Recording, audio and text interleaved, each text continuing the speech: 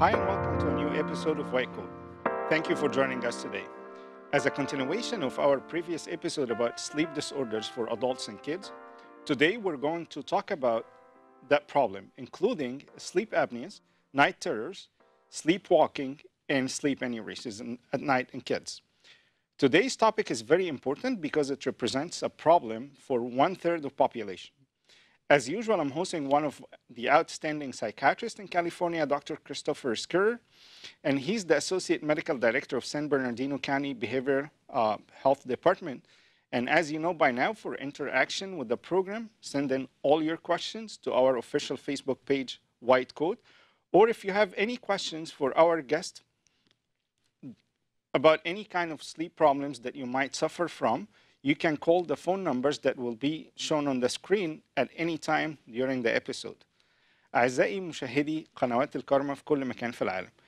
النهاردة هنكمل الحلقة اللي بدأناها قبل كده عن مشاكل النوم، لأنها واحدة من أهم المشاكل اللي بتواجه تقريبا تلت سكان العالم، يعني 1 من كل 3 في العالم كله بيعاني من مشاكل في النوم. النهارده كمان هنركز قوي على المشاكل المتعلقه بالاحلام اللي بتيجي للاطفال الصغار او الكوابيس المزعجه جدا. بعض الاطفال بيجي لهم الموضوع ده وبيفضل مكمل معاهم شويه. هنتكلم على التبول اللا ارادي اثناء النوم في الاطفال، هنتكلم على مشكله المشي اثناء النوم، هنتكلم على مشكله بتواجه برضو عدد كبير جدا من الناس اللي هو السليب ابنيا او انقطاع التنفس اثناء النوم، لانه جات لنا مكالمات واسئله كتير جدا على الفيسبوك عايزيننا نتكلم في الموضوع ده. النهارده بستضيف واحد من السايكاتريست الرائعين جدا في كاليفورنيا، دكتور كريستوفر سكيرر.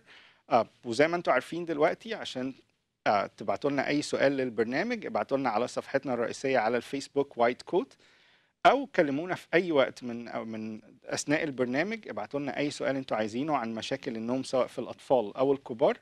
وهتكون حلقتنا النهارده عن الموضوع ده، ويلا بينا نبتدي فقرات برنامجنا النهارده.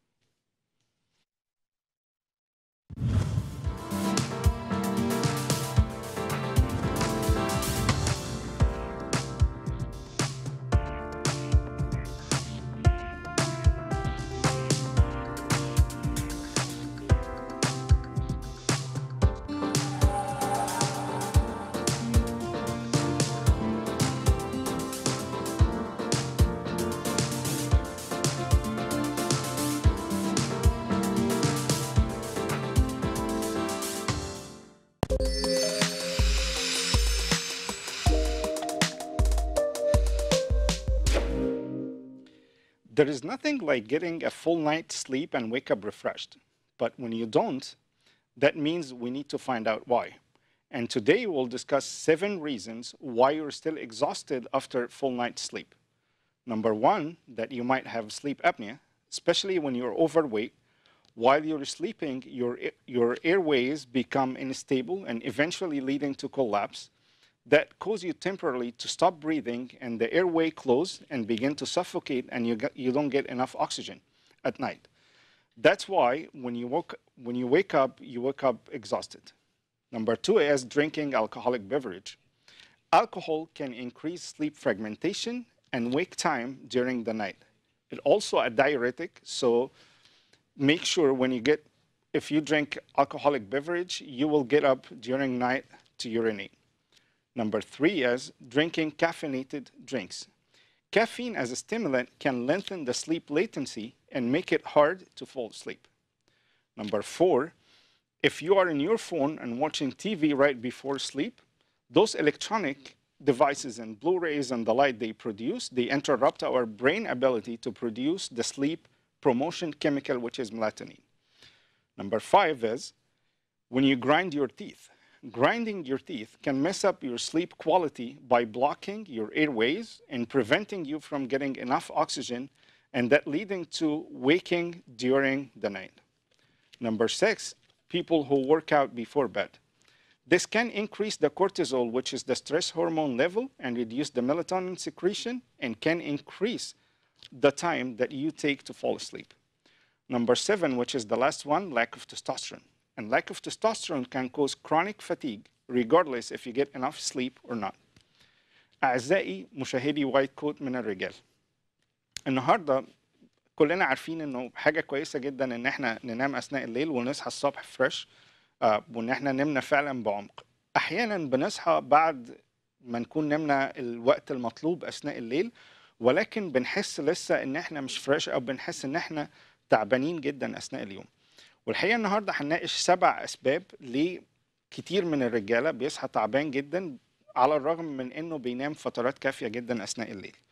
رقم 1 هو السليب ابنيا او انقطاع التنفس اثناء الليل، وده هنناقشه بالكامل في حلقتنا النهارده.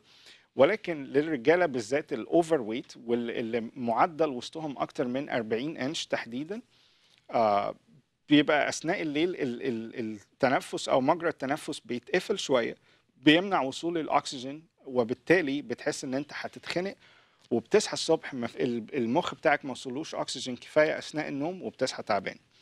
الحاجه الثانيه هي شرب المشروبات الكحوليه بشكل عام. المشروبات الكحوليه بتزود حاجه اسمها السليب ليتنسي، اللي هو الوقت ما بين ان انت تقرر تنام وان انت فعلا تنام. الوقت ده بيزيد جدا بعد الكحول. كمان حاجة مهمة جدا ان الكحول من احد مدرات البول الشهيرة جدا، فده بيخليك تدخل التواليت بالليل اثناء النوم وما تاخدش النوم الكفاية اللي انت عايزه.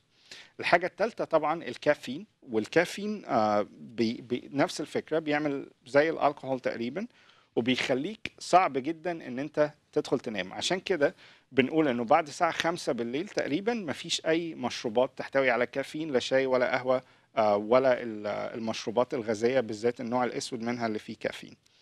الحاجة الرابعة المهمة جدا، الناس اللي بتقعد تبص على التليفون بتاعها او تتفرج على التلفزيون من مسافات قريبة قبل النوم، اثبتوا ان الاجهزة دي فيها اشعاعات زرقاء بتدي للمخ منبهات انه يوقف افراز مادة الميلاتونين اللي بنحتاجها عشان ننام. وبالتالي ان انت تقعد تبص في الالكترونيك ديفايسز بتاعتك سواء الايباد او التليفون قبل ما تنام مش محبب، وبالتالي تشيلهم خالص، وتقريبا نص ساعة قبل ما تنام ما تبصش فيهم خالص. ناس كمان بتعاني من مشكلة انها بتضغط على اسنانها جامد بالليل، او زي ما بتقول تعض اسنانها او تخبط اسنانها في بعضها جامد اثناء الليل. ده تحديدا بيقفل مجرى التنفس وبيخلي ان انت ما يوصلكش اكسجين كفاية، وبالتالي ما بتعرفش تصحى فريش وبتصحى تعبان. الحاجة السادسة المهمة جدا، معظم الشباب اللي بيحب يروح الجيم بالليل قبل النوم، ده بيزود افراز هرمون اسمه الكورتيزول، وده واحد من الاسترس هرمونز، وبيخليك عندك تنبه بشكل كبير جدا. وبالتالي بننصح انه الشباب اللي بيحب يروح الجيم تقريبا من 4 ل5 ساعات قبل النوم عشان بيقدروا يناموا كويس وما يصحوش تعبانين الصبح. الحاجة السابعة والأخيرة، هرمون التستوستيرون في الرجالة لما بيبقى قليل قوي بيخليهم عندهم آلام عامة في جسمهم وتعب طول الوقت حتى لو ناموا كويس أثناء النوم. لو ال7 حاجات دول عرفنا ان احنا نكتشف ايه فيهم السبب، هننام كويس جدا اثناء الليل ومش هنصحى تعبان.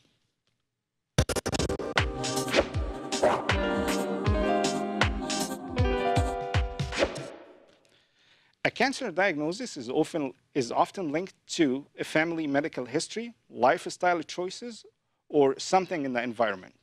And while you can't control your family history or the whole environment, but healthy lifestyle habits can reduce the chances to get cancer, such as good diet, regular physical activity, weight control, quitting smoking, and the most important factor is screening. And today we'll discuss the top 5 cancers affecting women and when women should start getting screening for it. Number 1 is breast cancer. Women odds of getting breast cancer is 1 in 8. And the breast cancer accounts for 30% of women cancer cases. The most common risk factors is positive family history, radiation treatment, oral contraceptives, or no pregnancies or late first pregnancies, or postmenopausal hormonal therapy, and being overweight, of course.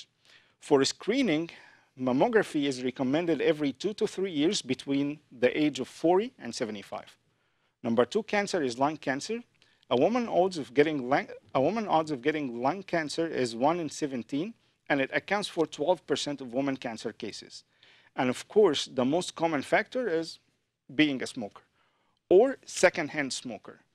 Any weight loss or resistant cough for treatment or difficulty breathing that should be screened for it. And lately, if you have been smoking for over than 30 years, you can have a low-dose CT scan. Number 3 is colon and rectal cancers.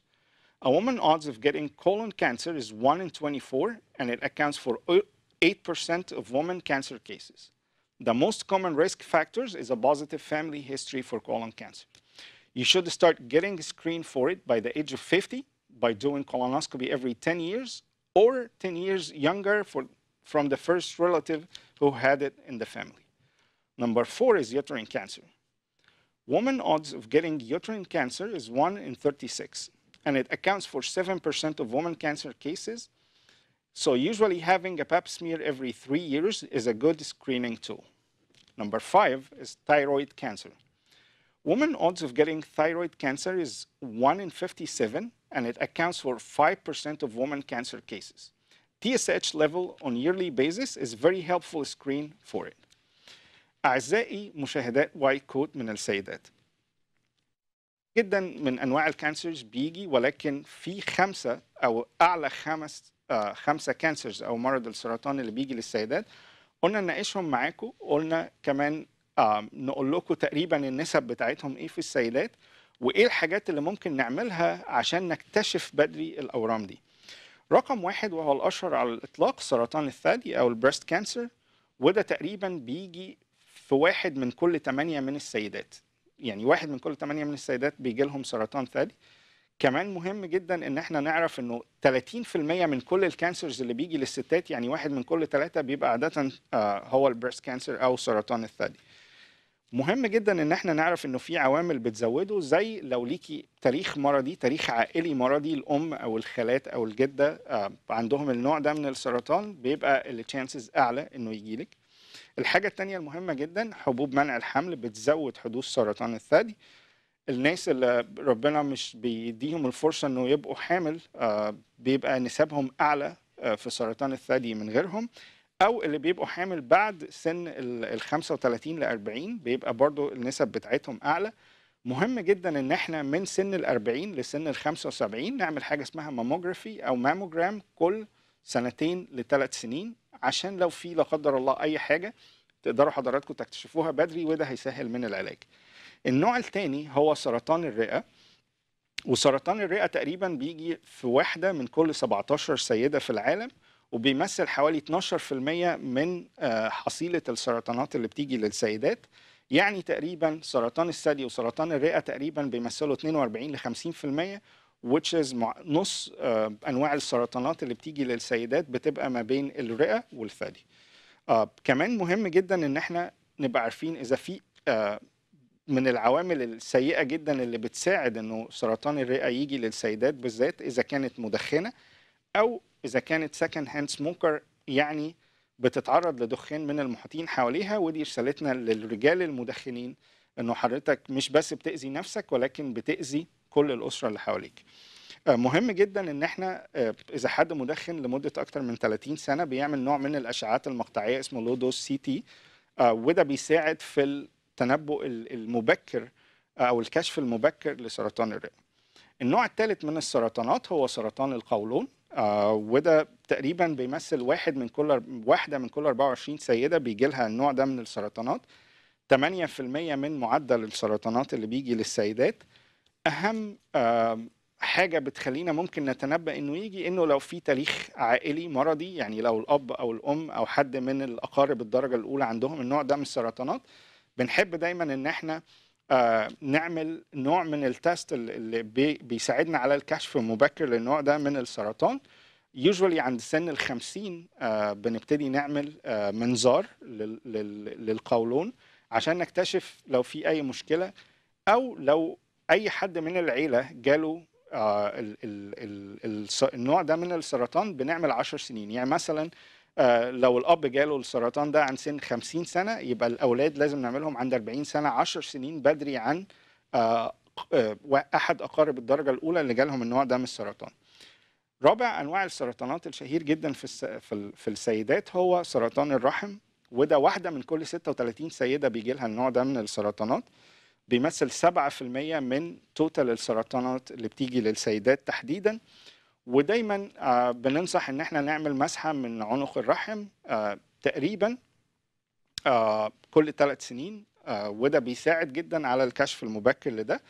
خامس نوع من السرطانات الكومن جدا اللي بتيجي للسيدات سرطان الغدة الدرقية، وده دايما بنعمل تقريبا كل سنة، خصوصا لو في تاريخ مرضي زي ما أنا قلت، تاريخ عائلي مرضي. تقريبا بنعمل كل سنة تحليل دم بسيط جدا اسمه TSH، وده بيساعدنا إن احنا نكتشف بدري النوع ده من السرطانات اللي بيجي للسيدات. لو قدرنا ان احنا نركز على اكبر 5 انواع سرطانات بتيجي للسيدات وعملنا الكشوفات اللي بتساعدنا الاكتشاف المبكر، هنساعد جدا ان احنا نسهل العلاج وتقليل نسبة حدوثه.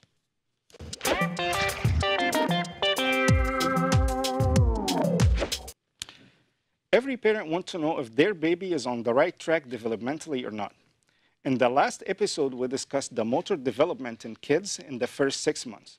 And today we'll discuss the motor development in the period between 6 to 12 months. And during that period, the baby will be able to do the following. Number 1, get in and out of sitting position independently. Number 2 is get on hands and knees position and crawls. Number 3, they can pull themselves to standing position and walk holding on the furniture and stand without support, and eventually taking few steps without support and begin to walk. Number 4 is they use the pincer grasp, the thumb and the first finger.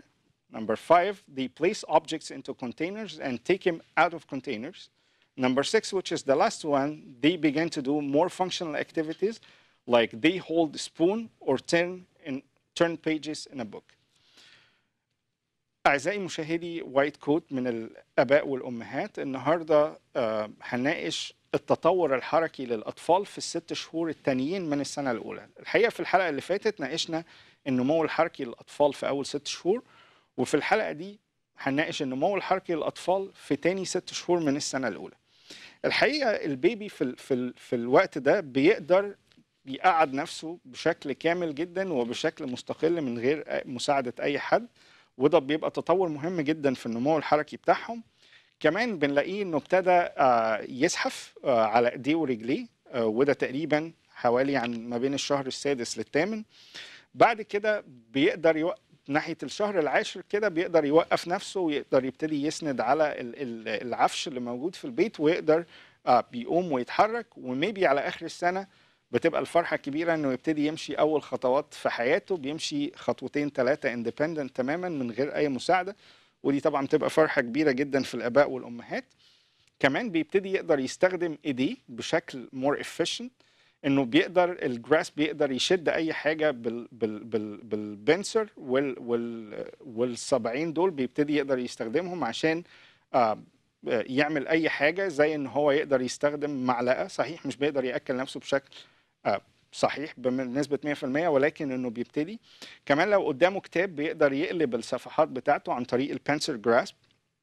كمان مهم جدا انه بيبتدي يقدر بياخد لعب ويحطها في الباكس. لو احنا عاملين له صندوق للعب بيقدر ياخدهم ويقدر يطلعهم تاني من الباكس ده في السن ده. كمان من الحاجات المهمة جدا انه زي ما انا قلت بيبتدي يمشي في السن ده، ومهم جدا ان احنا نعرف انه البيبي ما بيقدرش يمشي اكتر من 2 3، فلازم نبقى حواليه حتى لو ابتدى يمشي.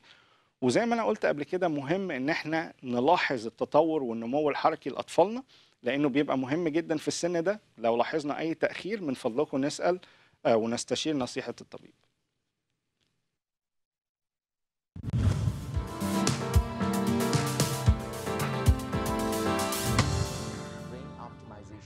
Nutraceutical product line. Our first product is the Brain Shake, which contains plant-based nutrients to help with energy, focus, vitality, and joy. Our second product is turmeric, which is an Indian spice with anti-inflammatory and brain optimization properties.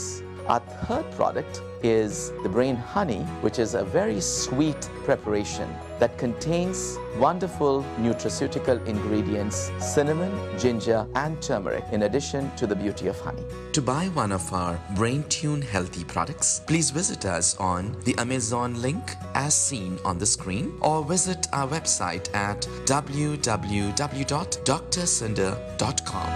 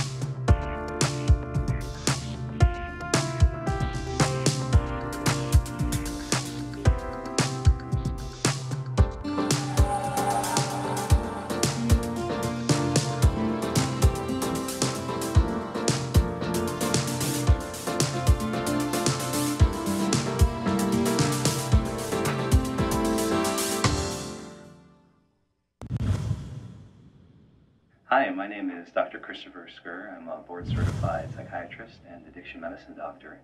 I work with the severe and persistently mentally ill who also have substance use issues. I trained for medical school at Loma Linda University School of Medicine, and then following that, I went there for residency as well, for a psychiatry residency. And since psychiatry residency, I have also taken the addiction medicine board exam. I have completed the Neuroscience Education Institute's Master Psychopharmacology course, and I'm certified in that. I am a firm believer in whole person care, and that you can't just treat the physical or psychological aspects of care, but you have to treat the spiritual aspects of care too. And that you really need a full treatment team to provide these level of services. You need therapists, you need case managers, you need a well-run office structure, you need nursing staff, and that we all work together as a team to provide optimal care for my patients. In my free time, I enjoy hiking, camping, spending time at the beach. I'm married, I have 2 young children who are the joys of my life. I take that passion and that balance from the other aspects of my life, and it allows me to be grounded when I'm with my patients and to help share some of that peace with them. Wait for me on White Coat on Alkarma TV, December 9th, to talk about sleep disorders.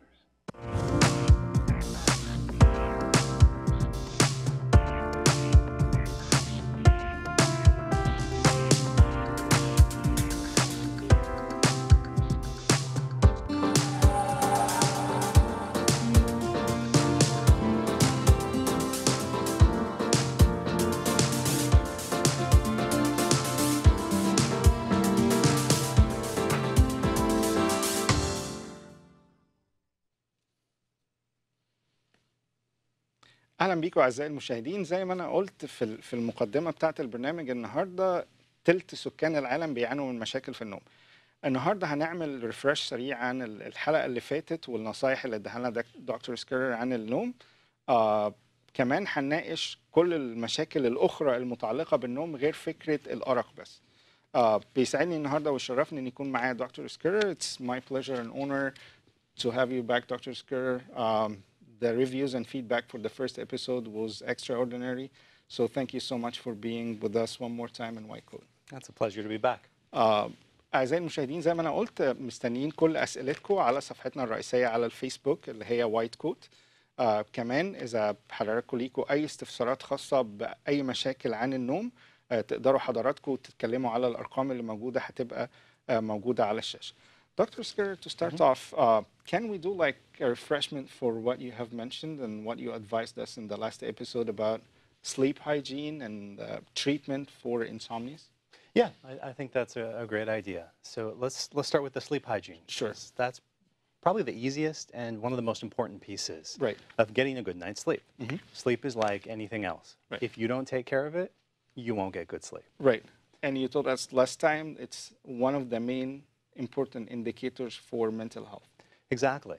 If you're not getting a good night's sleep, you're going to have depression, you're going to have more anxiety, you're going to have trouble concentrating, trouble doing your job, pretty much trouble with all aspects of life if you don't get a good enough sleep. Sure. So what are the sleep hygiene tips that you want to refresh those tips with the audience?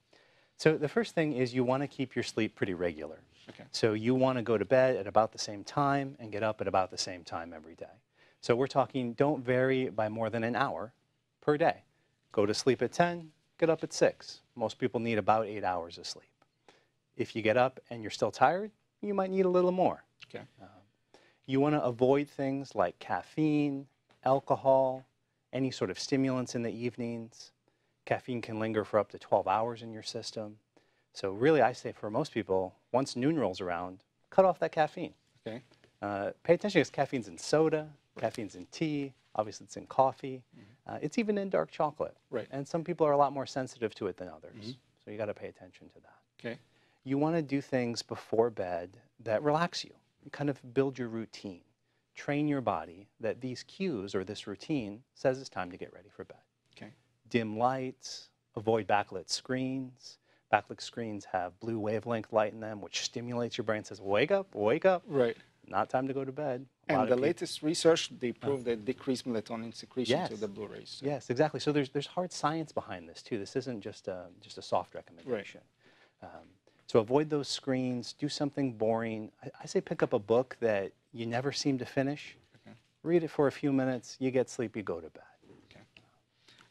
سؤالي الأولاني أو هو حب بس يفكرنا تاني بإيه الحاجات اللي ممكن نعملها عشان نهدى قبل النوم ونحاول إن احنا نتجنب فكرة الأرق. قال إن احنا زي ما احنا قلنا الحلقة اللي فاتت يبقى عندنا جدول ننام تقريبا حوالين نفس الوقت في كل يوم، ممكن ساعة أقل أو ساعة متأخر بس مش بعد كده. كمان نتعلم نبعد زي ما انا قلت في المقدمه كل الديفايسز او الالكترونيك ديفايسز زي التليفون، التابلتس، الايبادز، الحاجات دي كلها نطلعها بره الاوضه.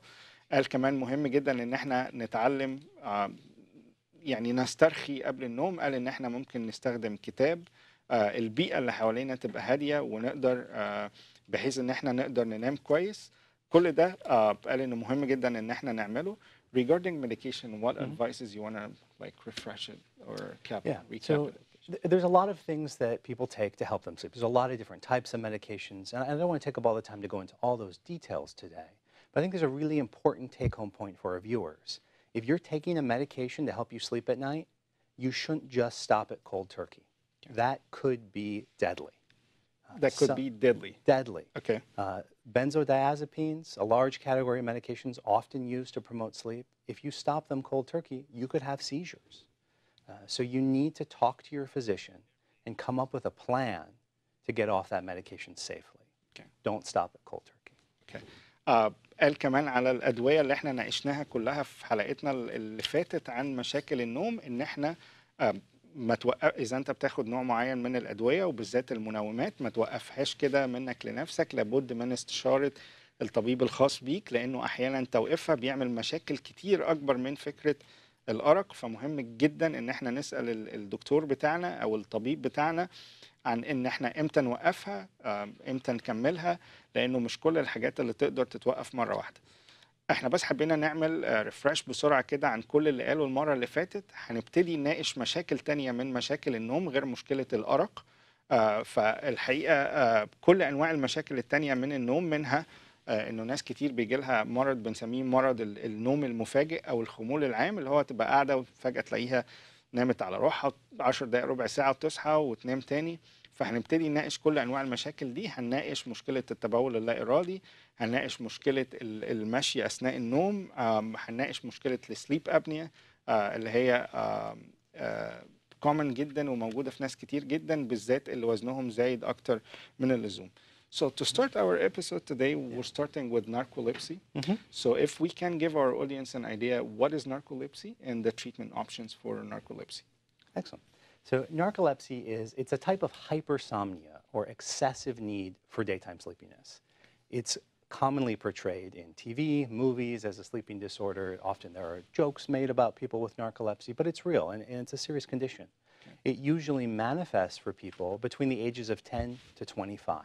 Okay. And the way you see it is people with narcolepsy, they can't stay awake for extended periods of time. Their body's drive to sleep is excessive. Okay. And it pushes them to sleep throughout the day, excessive daytime sleepiness. Okay. So they sleep more during daytime? And at night. Okay. They just sleep a lot. Okay. So they could sleep 16 plus hours a day. Wow. For some people. Yeah. And so what do we do about this? So they can schedule naps during the day. That can be a helpful way to kind of alleviate some of that excessive daytime sleepiness. And one of the things that's interesting about narcolepsy as opposed to other people's sleep is most people go into stage 1 sleep, if you think back to our last lecture. Right. But people with narcolepsy will jump straight in to REM sleep, wow. which is where we dream. And that's very unusual. They also will fall asleep if they experience strong emotion. So if you have narcolepsy and someone tells a really funny joke, that kind of belly laugh, right. you might fall asleep right in the middle of a laugh. Okay. So it's very important to let our audience know about this. Any emotional disturbance can induce narcolepsy. Exactly. It can induce an episode of sleeping. It won't cause the disorder. Okay. But it could, if you have the disorder, induce sleep. So usually it's treated, like I mentioned, with scheduled naps throughout the day and stimulants to help the person stay awake. Okay. أول سؤال ليا النهاردة أو أول مرض هنناقشه من مشاكل النوم النهاردة مرض معروف جدا اسمه ناركوليبسي أو بنسميه مرض الخمول العام أو نوبات النوم المفاجئ. قال لي إن النوع ده من الأمراض الناس بتنام تقريبا أكتر من 16 ل 18 ساعة في اليوم. بالذات لما بيبقوا قاعدين مع الناس ممكن تلاقيه راح في النوم على طول، وعلى فكرة بيبقى نوم عميق جدا. فبيبقى زي ما أنا قلت بيناموا 16 18 ساعة في اليوم، بيدخلوا في نوم عميق على طول مرة واحدة. قال لي إنه أي حاجة بتحرك مشاعرهم سواء إيجابيا أو سلبا ممكن تدخلهم في نوبة نوم عميق جدا. فالناس دي أحيانا الناس يعني اللي حواليهم بيفكرهم إنه هو بيمثلوا او بيهزروا، لكن في الحقيقه لا، ده مرض موجود جدا اسمه ناركوليبسي زي ما اتفقنا. وبالنسبه للتريتمنت بتاعه او العلاج بتاعه قال لي بنستخدم عاده الستيمولنتس الموجوده او انواع من الادويه، منبهات بتزود الادراك او وعي المخ، وبالتالي بنحاول نخليهم صاحيين اطول فتره ممكنه. When we talk about stimulants, we're talking about the same like ADHD medication, and what do you think of the non-stimulant type of them like Nuvigil or Provigil? Yeah, that's essentially what we're talking about. The stimulants used to treat narcolepsy would be the same type of stimulants we use to treat ADHD. Okay. Now, these are great medications when used appropriately. Right. That's the key here. You've Right. got to use them appropriately. And they have high potential for abuse. Yeah, that's what I want to highlight here. Yeah. Okay. So you don't want to take a stimulant unless you really have an indication for it. Once you start taking a stimulant, it's very easy to get addicted to it, and then it's very hard to get off of that stimulant. And for people who don't need it for a medical reason, usually the cost of taking that or the risks are greater than the benefits. Okay. Can we mention like some examples of those like stimulants, if we can, to let people understand what we're talking about? Yeah, so common names for this, Nuvigil, Provigil, Adderall, Ritalin, Focalin, pretty much anything used to treat ADHD.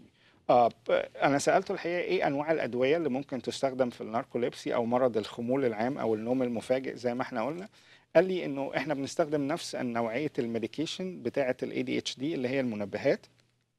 قال لي إنه أنواع منهم زي الريتالين، زي الأدرول، زي البروفيجيل والنيوفيجيل، ودول أحدث شوية ولكنهم التكلفة بتاعتهم بتبقى أكبر من المنبهات العادية. نبهني كمان نقطة الأدكشن، إنه الحاجات دي المنبهات دي لو قعدنا عليها لفترات طويلة جدا ممكن تسبب نوع من الإدمان.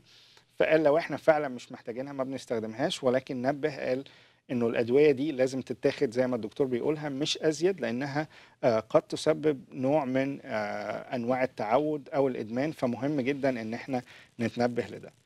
Dr. Schreur, after narcolepsy, let's talk about parasomnias, the types of parasomnias. So what are types of parasomnias? Okay. So there's quite a few different types of parasomnias. And essentially, parasomnias are when unusual things happen during your sleep, unusual behaviors, unusual movements, unusual feelings, emotions, perceptions. And some of the most common ones that we see are restless leg syndrome, sleepwalking or somnambulism, sleep enuresis or bedwetting, and night terrors. أنا سألته عن الاضطرابات النوم الأخرى أو مشاكل النوم الأخرى اللي ممكن تحدث، فقال لي في نوع من اضطرابات النوم هم 4 أنواع وكلهم هنناقشهم دلوقتي. أهمهم على الإطلاق هي متلازمة الساق المضطربة أو بنسميها restless leg syndrome، الناس اللي برجليها بتضرب بالليل أو بتحس إنه في منملة تماما أو الكلام ده كله. فالrestless leg syndrome هنناقشها بالتفاصيل مع العلاج بتاعها. كمان حاجة مهمة جدا الكوابيس المزعجة اللي بتيجي للأطفال بالليل، وكتير من الأطفال بيعانوا من المشكلة دي، وبرضو إزاي نقدر نعالجها. حاجة تانية مهمة جدا المشي أثناء النوم، في ناس يعني كمية مش قليلة بيعانوا من النقطة دي، فقال لي برضو هنتكلم فيها وإزاي نقدر نعالجها. وأخيرا التبول اللا إرادي أثناء النوم، ودي بتبقى مشكلة موجودة في أطفالنا. هنعرف إيه الطبيعي ايه اللي مش طبيعي وازاي نقدر نعالج مشكلة التبول اللا إرادي بالذات أثناء فترة النوم وبالذات في الأطفال. So when we talk about parasomnias, you started with restless leg syndrome. So what is restless leg syndrome and the treatment options we have for restless leg syndrome? So restless leg syndrome is a sense of a need. You have this need to move your legs right before you're going to sleep. It often gets worse in the evenings. It's kind of this rhythmic, jerky movements that will happen to the legs. Okay. You may feel like you have electricity or eels coursing through your legs. Okay. Initially, a lot of people don't even realize it's a problem. They might be moving their legs in the bed, oblivious to it. But it's their bed partner or their spouse who knows. Who suffers? Who suffers, exactly, because they notice. It's really hard to sleep when somebody's going like this all night in the bed. Right. So what do we do about that? The exact cause isn't known, but we do have a lot of good medications that will treat it. And this is one of those cases where if you have restless leg syndrome, it's probably time to try some medication. Okay. Before medications, do we have any risk factors for restless leg syndrome that can increase the chances of having restless leg syndrome? So a big one here is pregnancy. Okay. And that's tough with medications. A lot of women who may never have had restless leg syndrome will develop it when they become pregnant. Okay. And you have enough problems sleeping when you're pregnant, so this is really unpleasant. Any other conditions that increase the chances for restless leg syndrome? People, they might need to pay attention. If they have those conditions, they might have restless leg syndrome with it. So some other things that will bring out restless leg syndrome, when you have different mental illnesses and we're treating you with medications, and this doesn't have to be limited to mental illness, that affect your dopamine levels, that can cause restless leg syndrome, really as a side effect. Okay. Anemias, possibly. Do they have iron deficiency or iron deficiency can bring it out and make it worse. People with kidney failure, maybe they have it, especially with uremia? Yes, that would bring it out as well. Okay. So all those cases would increase the chances of restless leg syndrome. Right. And it's not caused, it's more of one of the pieces, one of the variables that make it more likely. Okay. Since you mentioned pregnancy, I got a question on Facebook before we start the episode. One of our viewers, she's 5 months pregnant. She lives in Dubai and she's asking, she has persistent insomnia, what she can do about that. So 5 months pregnant, persistent insomnia, and she had restless legs as well? I think so. Okay. From what she said. So if medications are like what you advise her to do? Nothing is completely safe in pregnancy. You always take everything with a grain of salt. You want to consult with your physician when you're pregnant before you take any medications. What I would recommend to a pregnant woman who needed help with sleep and or was suffering with restless leg syndrome would be Unisom or doxylamine, usually 25 or 50 milligrams. It's available over the counter in most pharmacies. الحقيقة أنا سألته على اللي بنسميها متلازمة الساق المضطربة أو الريستلس لاج سيندروم. قال لي إنه دي بتحصل في بعض قطاع من الناس برجليهم بالليل بنلاقيها إن هي بتتحرك لوحدها كنوع من القلق بالليل. قال لي إنه في حاجات بتزودها جدا زي نوع معين من الأنيميا، نقص الحديد بيزودها، الحمل بيزود نسبة إنه يحصل الريستلس لاج سيندروم.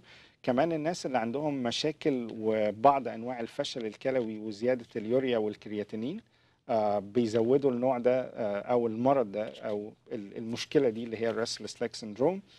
قال لي كمان إنه المريض نفسه مش هو اللي بيحس بيها، ولكن اللي نايم جنبه عادة هو اللي بيشتكي وبيعاني منها. فالمريض بيعرف إن عنده المشكلة دي من الشخص اللي نايم جنبه.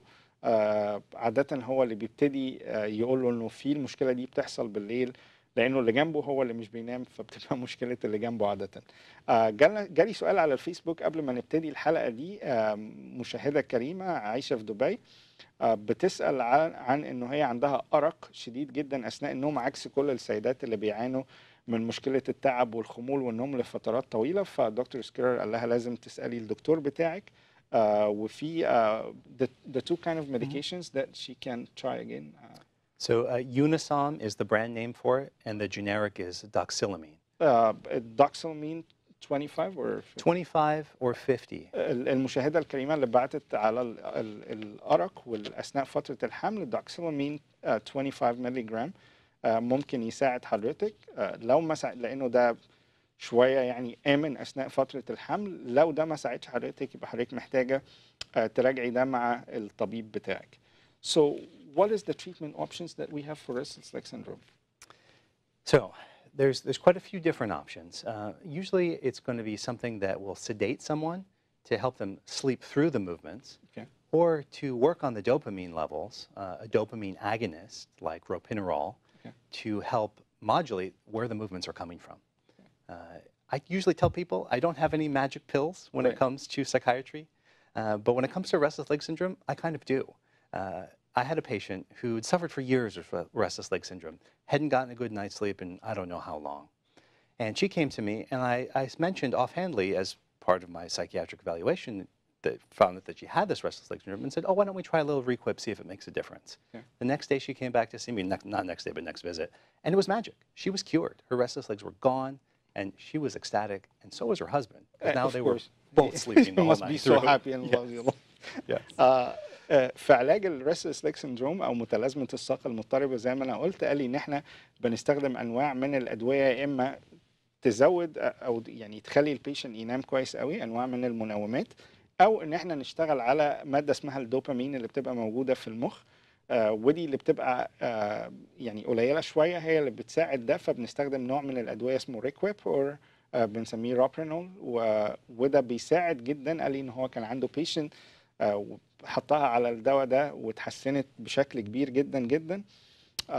فده بيساعد وبيخلي كمان البيشنت سعيد، والطرف الثاني اللي هو عادة بينام جنبه بيبقى سعيد، لأنه بيبطل يتخبط بالليل من كتر الرجل بتاع مراته إن هي كانت بتتحرك. فهم الاثنين كانوا سعداء جدا. ف في أنواع أدوية بتساعد متلازمة الساق المضطربة اللي هي restless leg syndrome. زي ما احنا قلنا لكل المشاهدين، النوع ده رابرينول بيساعد قوي المتلازمة الساق المضطربة. When we go back to kids, what about night terrors? The treatment of those kind of problems. So first of all, let's define what night terrors are. Right. So night terrors are known by a couple different names. Usually night terrors are sleep terrors. Okay. And they're in a period of intense fear, flailing, screaming, waking up from sleep with this going on. Okay. They're a lot more common in children than in adults. Usually as you age out of them. Okay. The children, and this is a little paradoxical, they generally have no recollection of the night terror. Wow. It will seem like the scariest thing in the world if you were watching them, but they don't remember it.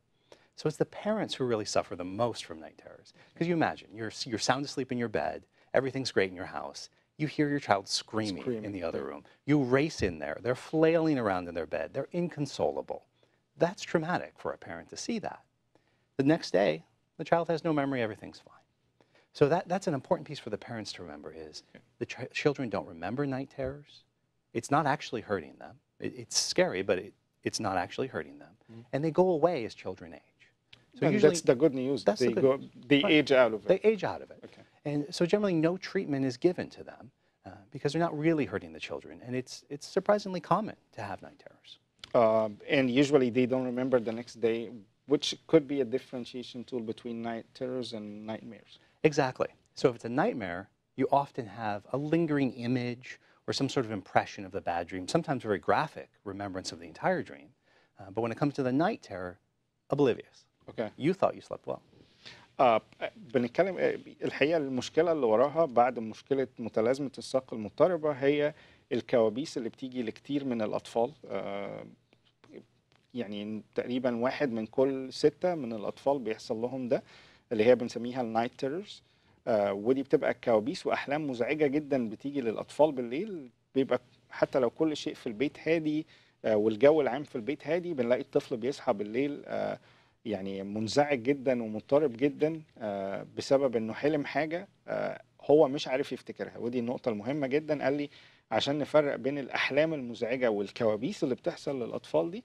الأحلام المزعجة عادة الطفل بيقدر يقول لك قصة هو حلم دي إيه، إنما المرض اللي احنا بنتكلم عليه أو المشكلة اللي احنا بنتكلم عليها النهاردة اللي هي النايت تيررز، الطفل مش بيقدر يفتكر أي حاجة من اللي هو حلم بيه بالليل.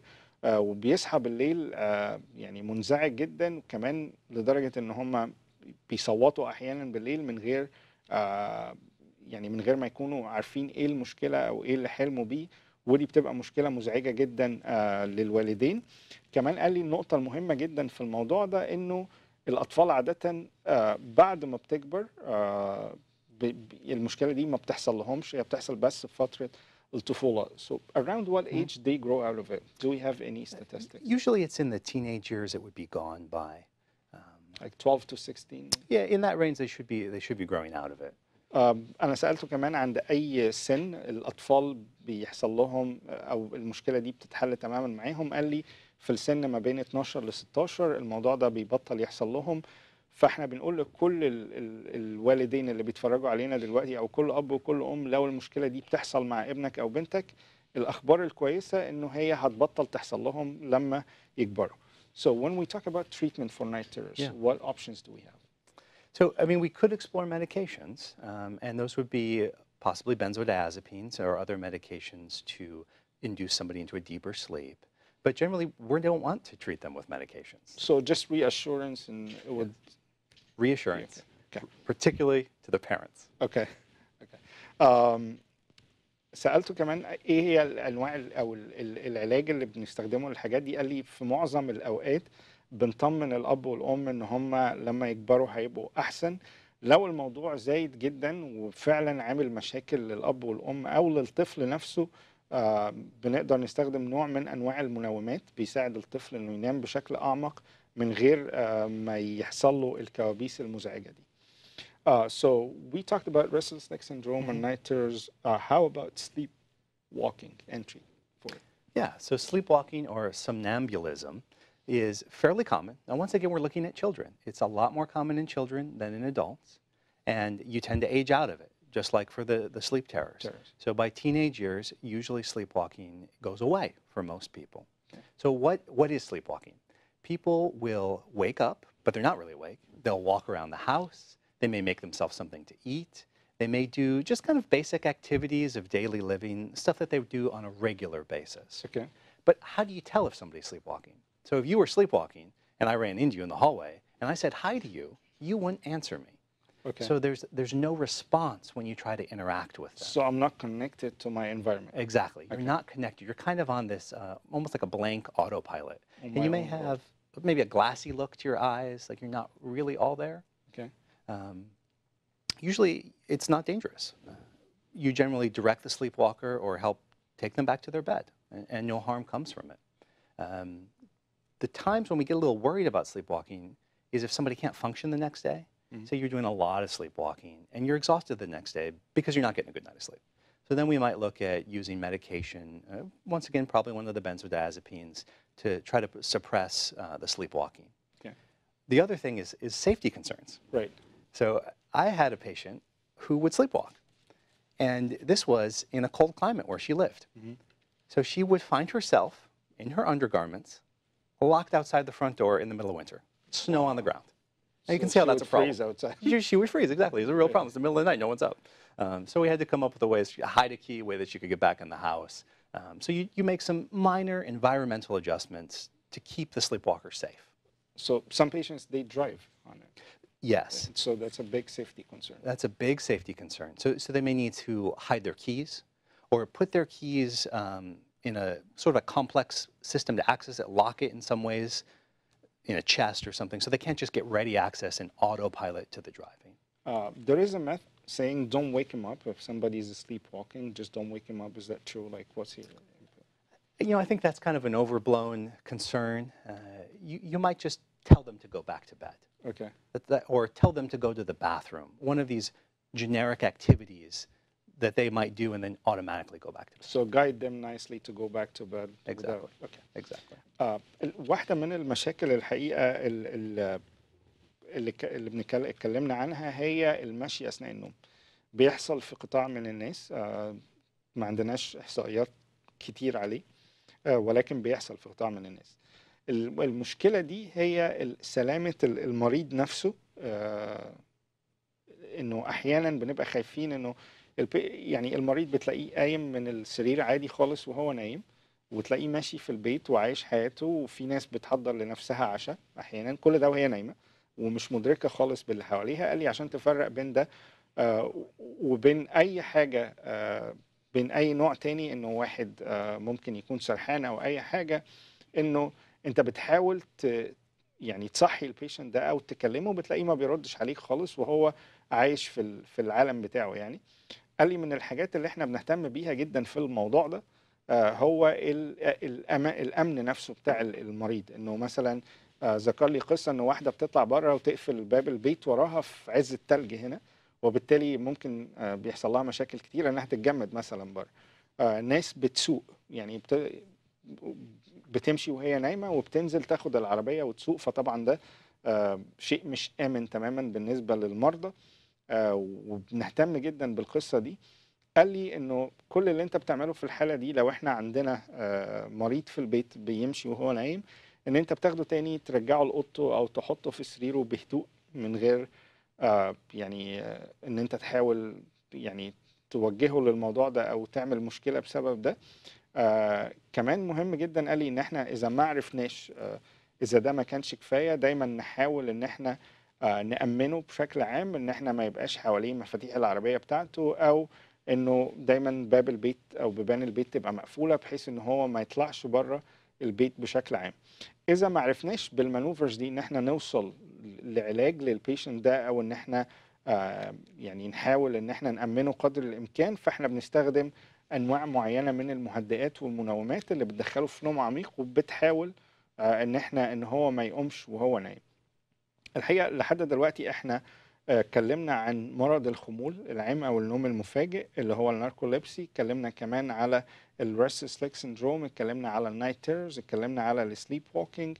هنتكلم يعني بعد ما نرجع من الفاصل على مشكلة مهمة جدا بتحصل لأطفال كتير جدا عندنا، وهو التبول الإرادي اللا إرادي أثناء النوم للأطفال، أسبابه ومشاكله وطرق علاجه. هنتكلم عليها بعد ما نرجع من البريك الجاي. ولو أي حد من حضراتكم عنده استفسار أو سؤال على مشاكل النوم يكلمنا على الأرقام اللي هتبقى موجودة على الشاشة. ناخد بريك وهنرجع تاني مع حضراتكم.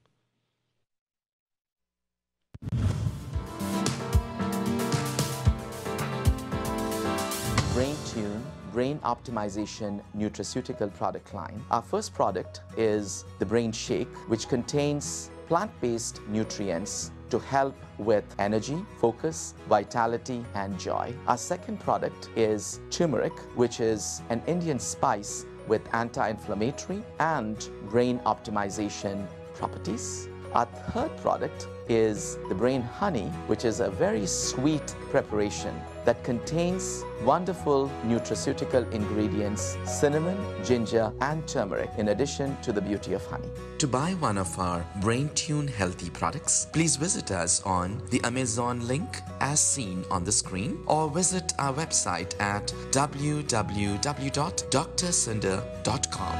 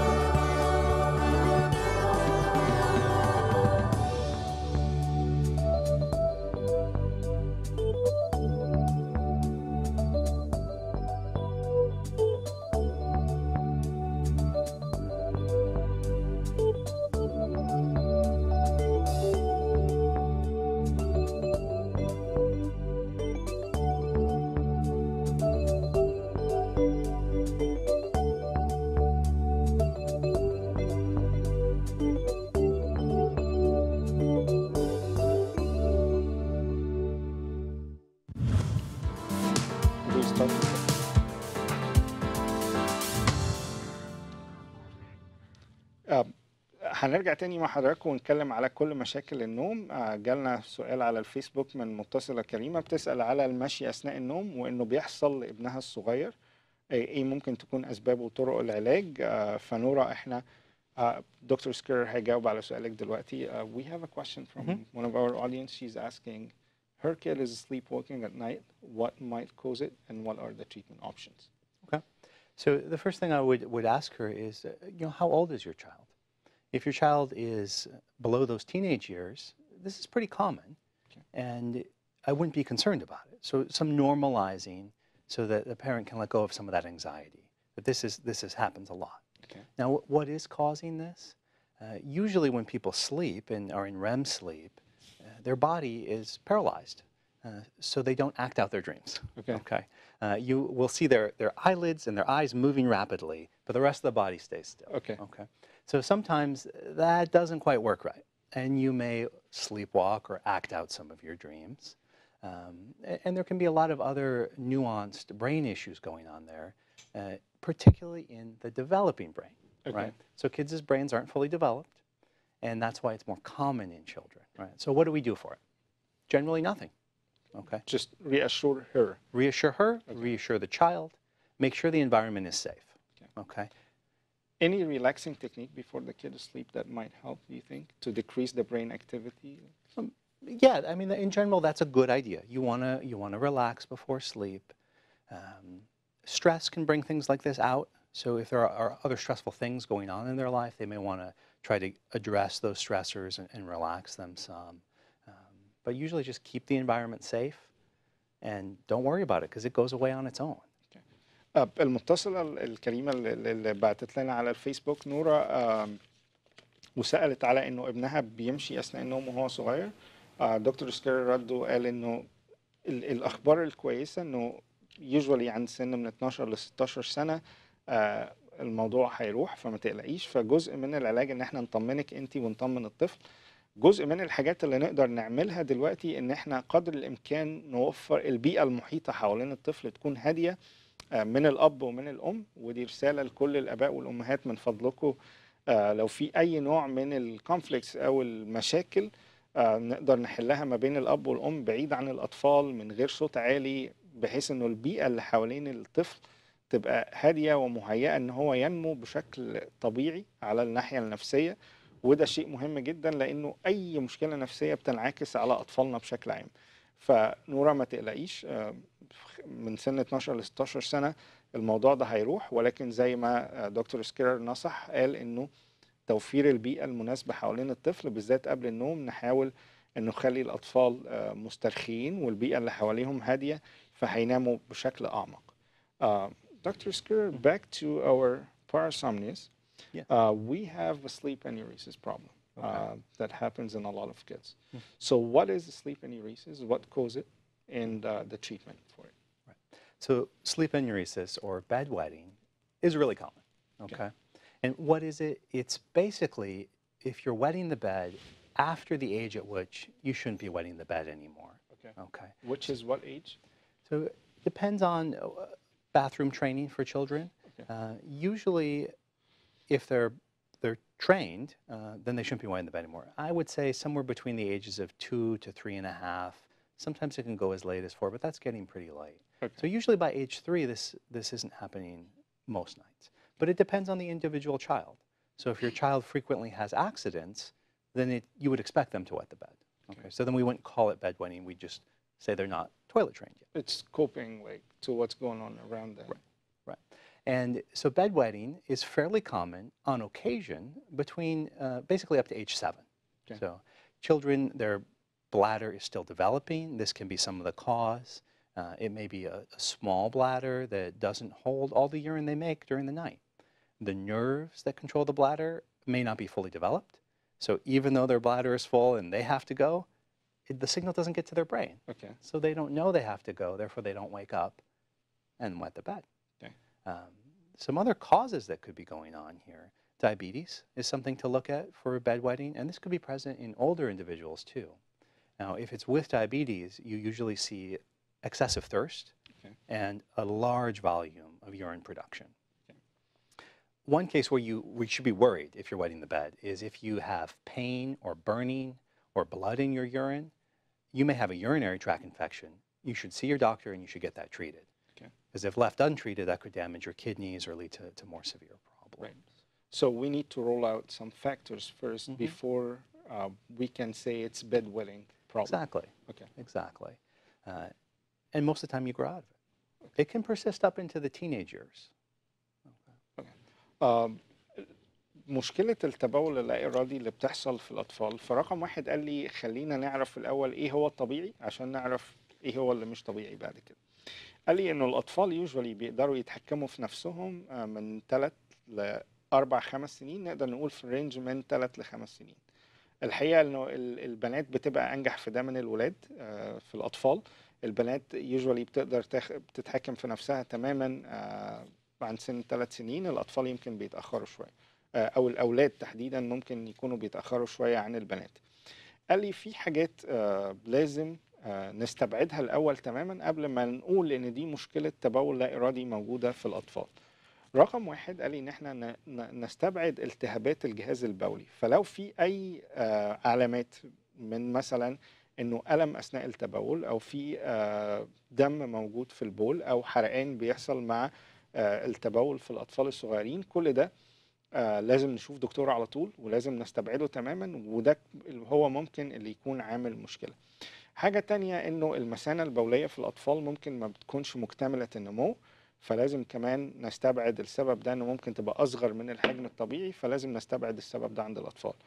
حاجه ثالثه لازم نستبعدها انه الاعصاب اللي متوصله بالمثانه او بالجهاز البولي بشكل عام تكون بتشتغل بشكل صح، ودي احيانا بتبقى سبب من المشكله اللي موجوده في التبول اللا ارادي في الاطفال.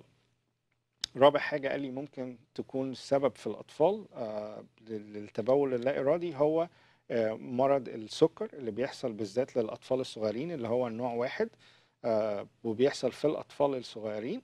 قال لي ده بنلاقي معاه إنه الطفل دايما عطشان، دايما بيقوم بالليل عشان يدخل التواليت، كمان إنه ممكن ما يكونش بيقوم، وده اللي عامل مشكلة التبول اللا إرادي بالليل أثناء النوم. فقال لي رقم واحد إن إحنا نستبعد كل المشاكل دي الاول، ونميك شور نتاكد انه الطفل ما عندوش اي مشكله من دي. فلو حصلت مشكله تبول لا ارادي بنستبعد الاربع اسباب دول الاول. لازم زي ما انا قلت نتاكد انه حجم المثانه البوليه طبيعي، الاعصاب اللي رايحه لها، ودي ممكن دكتور مخ واعصاب يشتغل على الموضوع ده، نتاكد ان هي طبيعيه وما فيهاش اي مشاكل. الحاجه الثالثه انه الطفل ما يكونش عنده مرض السكر بشكل عام. كل ده مهم ان احنا نتأكد تماما انه مش موجود. How about the environment around the kids? Does it affect the sleep enuresis problem? Absolutely. So this is the kind of thing where stress brings it out. Okay. And stress may cause a regression in children who maybe they wet the bed in the past, they grew out of it, it hasn't been an issue in months or years. You have a stressful situation, it comes back. Okay. So violence against kids can trigger this, right? Absolutely. Absolutely. Violence against children is an extremely stressful situation for them and could trigger something like bedwetting. And violence, or using violence as a form of punishment for children with bedwetting, will be counterproductive. Okay. It may make the situation worse, in addition to just being wrong in general. And how about new baby in the family sometimes? New baby in the family is a big stressor. That might bring it out too. Okay. Relatives staying with you can be a big stressor. Traveling can be a big stressor. Okay. And in most cases they grow out of it. In most cases they will. Okay. أنا سألته كمان إيه هي الأسباب اللي ممكن تكون بتعمل التبول لا إرادي في الأطفال بالليل. قال لي العنف الأسري، ويمكن إحنا بقالنا آخر 2-3 بنتكلم على الفكرة دي. لكل أب وكل أم من فضلكم الجو المحيط بأطفالنا مهم جدا جدا جدا في نموهم النفسي. مهم جدا إنه العلاقة بين يعني أعظم هدية ممكن يقدمها كل أب وكل أم لأولاده إنه العلاقة بينهم تبقى سوية ومتزنة، عشان نقدر نطلع أولادنا في جو ما يكونش فيه كتير من العنف، كتير من المشاكل، لأنه ده بيأثر عليه. الحقيقة قال لي إن العنف الأسري ما بين الأب والأم بيبقى سبب من أسباب التبول اللا إرادي. كمان العنف تجاه أطفالنا وفكرة الإيذاء البدني وفكرة العقاب الشديد والصارم بتبقى سبب من أسباب التبول اللا إرادي اللي موجود في الأطفال. قال لي كمان أحيانا بيحصل بشكل طبيعي لما نغير الناس مثلا اللي بتعزل تروح من بيت لبيت، أي بيئة جديدة حوالين الطفل ممكن تكون بتسبب المشكلة دي. قال لي كمان بتحصل في الطفل الأول، لما طفل جديد بيجي في العيلة أو بيجي له أخ أو أخت أصغر، فهو بيشوف إنه ده بيعمله كده وإنه الأب والأم بيتعاملوا معاه عادي، يعني مفيش أي مشكلة، فهو بيحاول يعمل زيه عشان يجذب الانتباه. فدي أحيانا بتبقى سبب من أسباب المشاكل دي. زي ما قال كل المشاكل دي لازم تستبعد ونوفر بيئة هادية للأطفال قبل ما ندخل في فكرة إن إحنا العلاج. قالهولي كمان إنه الأخبار الكويسة في الموضوع ده إنه معظم التبول اللا إرادي بعد سن 7-8 سنين بيختفي لوحده وما بنحتاجش علاج. So what are the steps that we should follow to treat sleep enuresis? Okay, great question, because a lot of people are suffering from it, so what are we going to do about it? Right. Step number one is be patient, and let's look developmentally, where is this child? Okay. So that we can have realistic expectations. If your 5-year-old is wetting the bed, you shouldn't be surprised, okay? If it's your 7, 8, 9-year-old, we might want to be taking some steps to try to help We them. should act. Okay. Right, you should act. So fluid restriction. This is very simple. The idea is if you don't have a lot of urine, you may not wet the bed. So cut back or cut off completely any liquid for about 2 hours before you go to sleep. And this is useful for older individuals too, especially men as they get older with prostate problems. They find they wake up several times a night to use the bathroom. Just don't drink anything 2 hours before bed. It will make a big difference, okay? So that takes care of it for a lot of people. The other piece is to start doing some bladder training. So you can get some assistance devices like a moisture pad that you put under the sheets. And essentially, if this gets wet, it sets off an alarm, with the idea being that that would wake you up. Okay. So you're the individual who's struggling with bedwetting, you're sleeping, you've got the moisture pad, you start to wet the bed, the alarm goes off, suddenly you're awake, you realize you're peeing, you stop peeing, go to the bathroom, go back to sleep.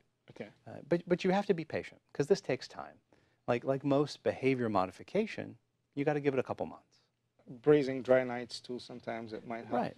Praise the dry nights. You want to involve the child not as a punishment, but as part of the process. So maybe they can change the bed linen. Maybe they can learn how to wash the bed linen, wash their wet clothes. So to take some ownership on it and to be involved. Really, you're looking to increase their motivation. Okay.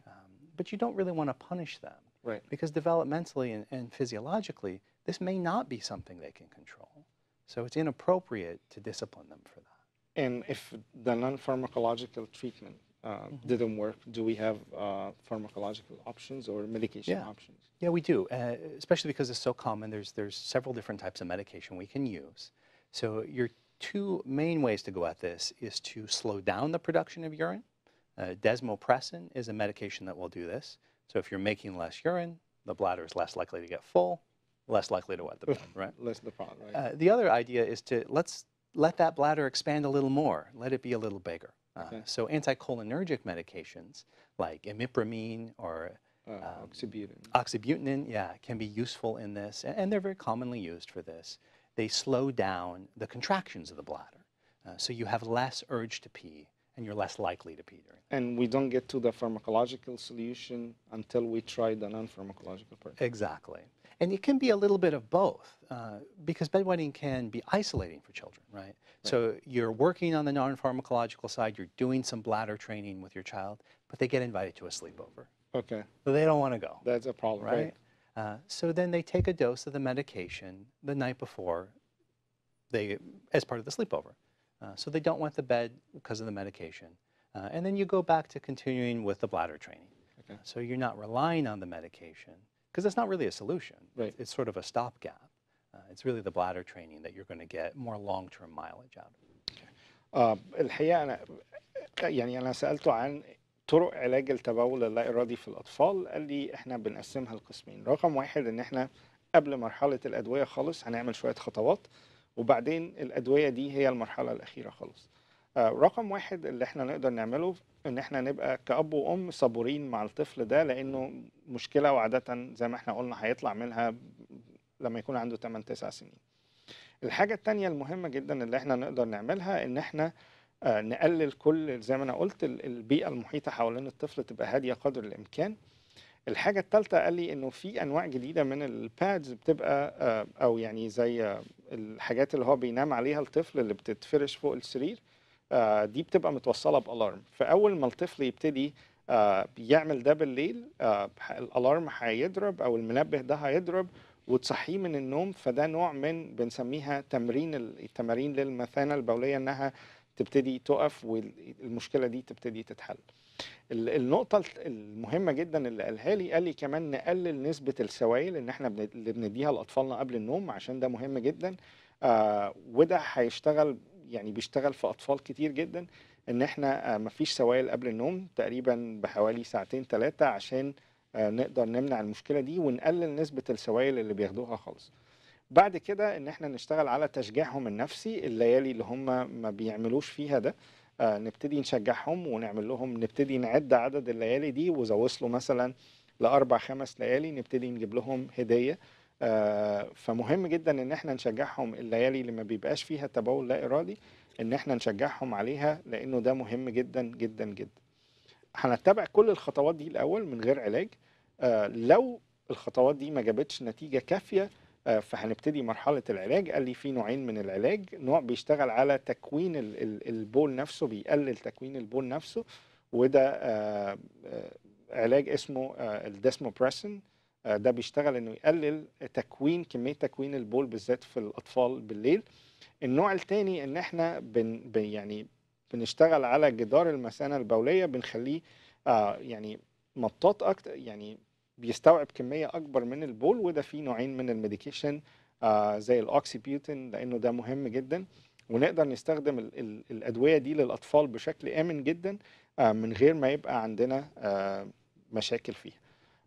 مهم جدا ان احنا نبتدي بالجزء النفسي. لو الجزء النفسي ما جابش نتيجة نبتدي بالجزء العلاجي، وقبل ده كله نشتغل على نفسنا كأب وأم ان احنا يبقى عندنا بيئة كويسة. ولكن الأخبار الكويسة عن فكرة التبول اللا إرادي انه الأطفال يوجوالي بتطلع منه تقريبا حوالين 8-9 سنين. الأطفال تقريبا بتبطل انه يبقى عندها المشكلة دي.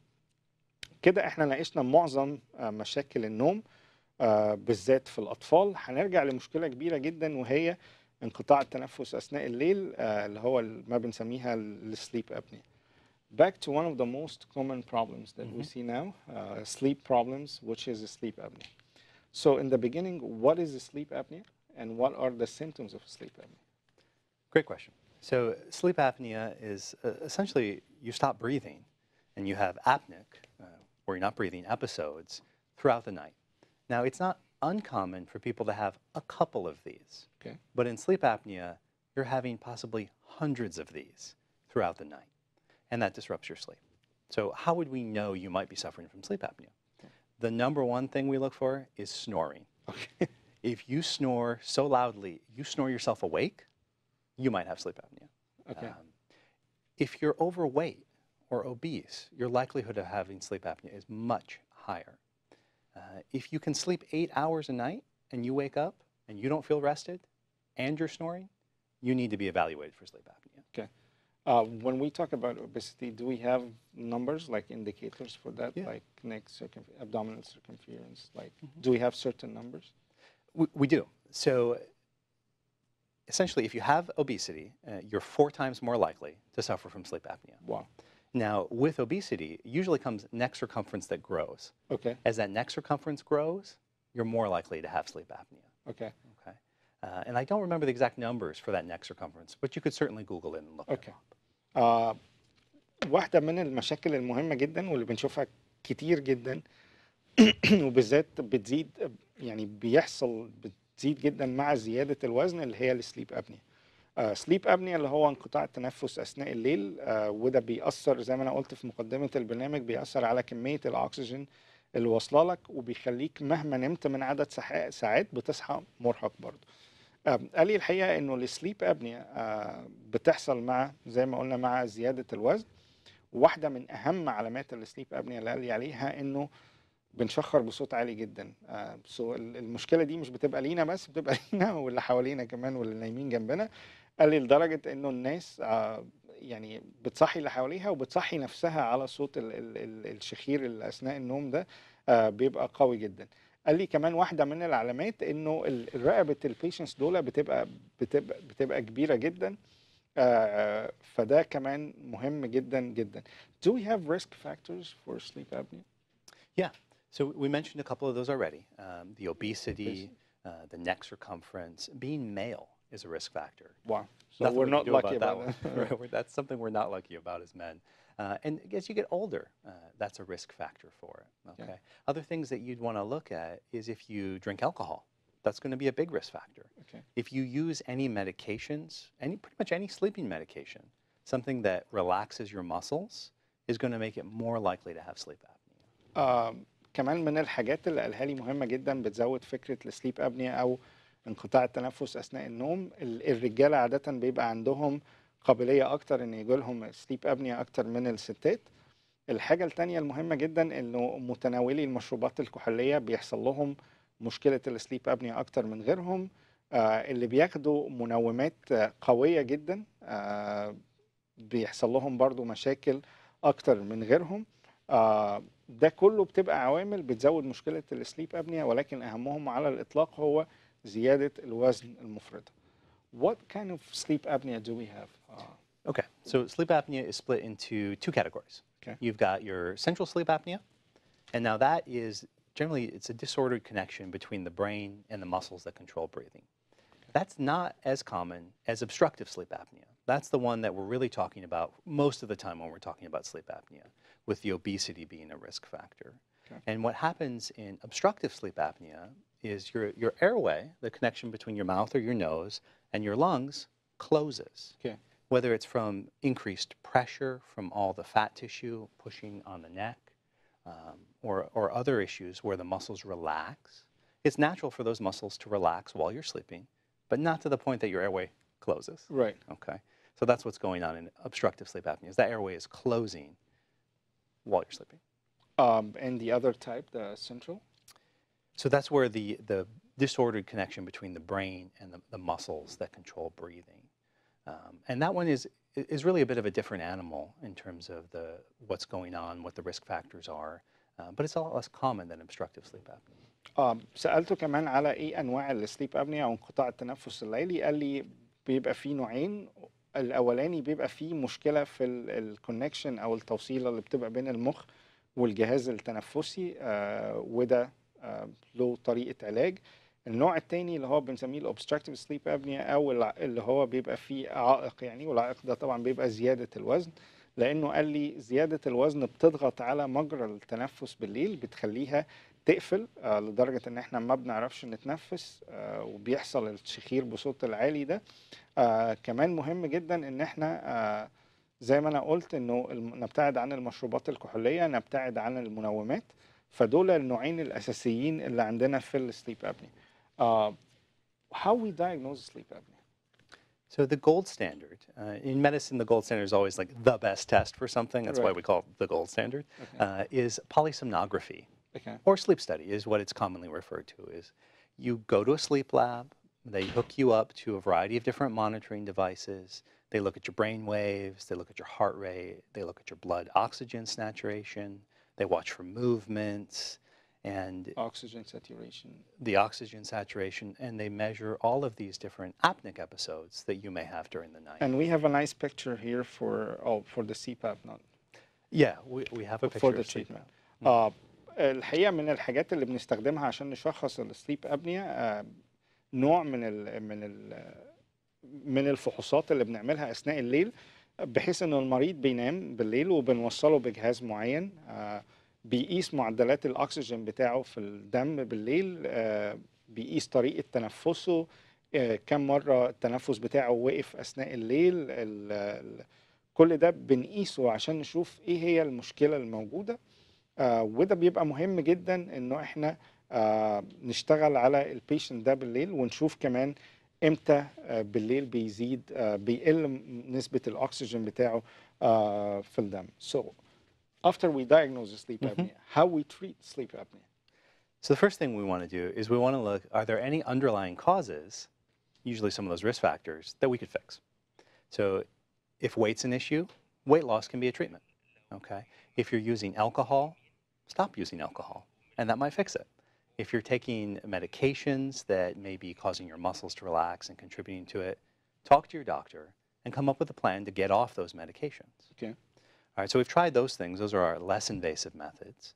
Sometimes surgery can be a cure if the airway needs to be adjusted in some way to allow it to be more open while you sleep.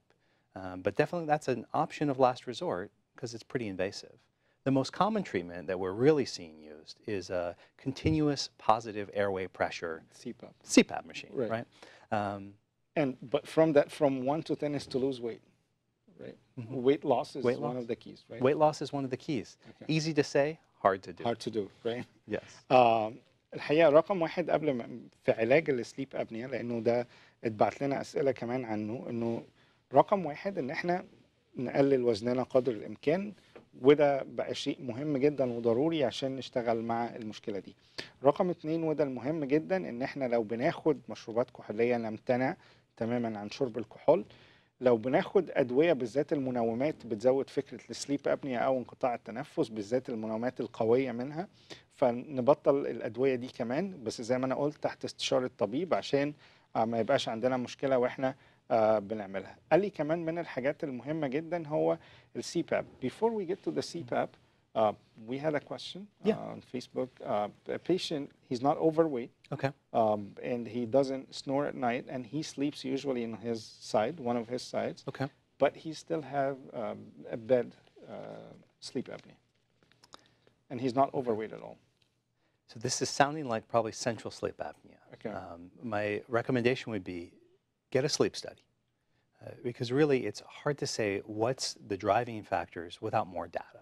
Okay. And based on that sleep study, come up with a plan for how to treat it.